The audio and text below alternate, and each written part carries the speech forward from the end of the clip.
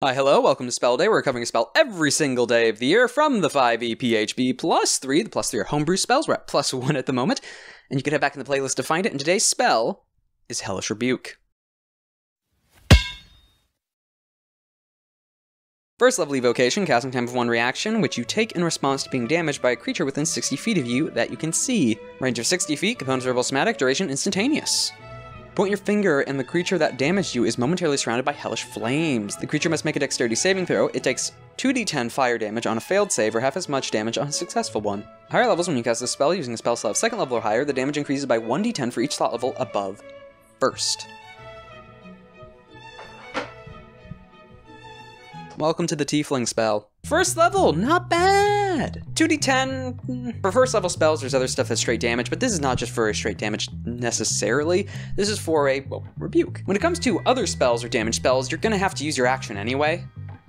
This saves you your action or adds on to whatever action damage you've been doing. Using Eldritch Blast, casting a different spell, yes, I'm bringing up Warlock as an example, then you get hit by an enemy when it's not exactly your turn, you can still deal damage to them. Dexterity save against 2d10 kind of hurts it a bit, but still, being able to get max 20 damage out, all right.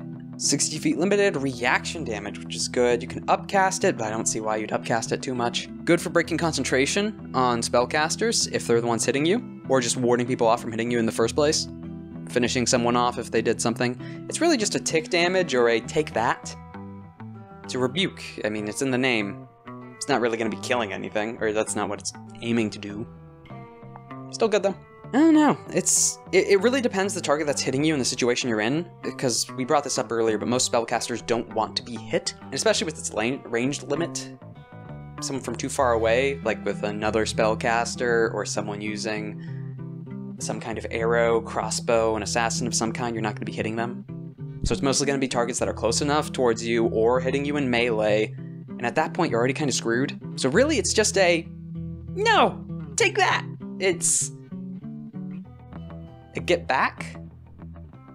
There's some other spells that do that a little better. Like, that's probably why it's seen, because I don't see people picking this up as on a spell that often. Because most of the time you see it, and the reason I mentioned at the start is it's the Tiefling spell. You get it at the base form of Tiefling, you get Hellish Rebuke as one of your racial spell options. Which means you don't have to actually use any of your spells known, spells prepared on this spell.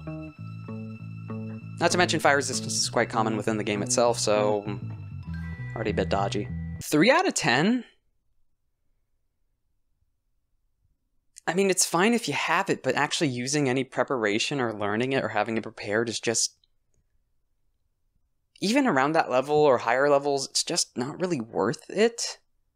Because it's a spell that rewards getting hit and the payoff is not good enough.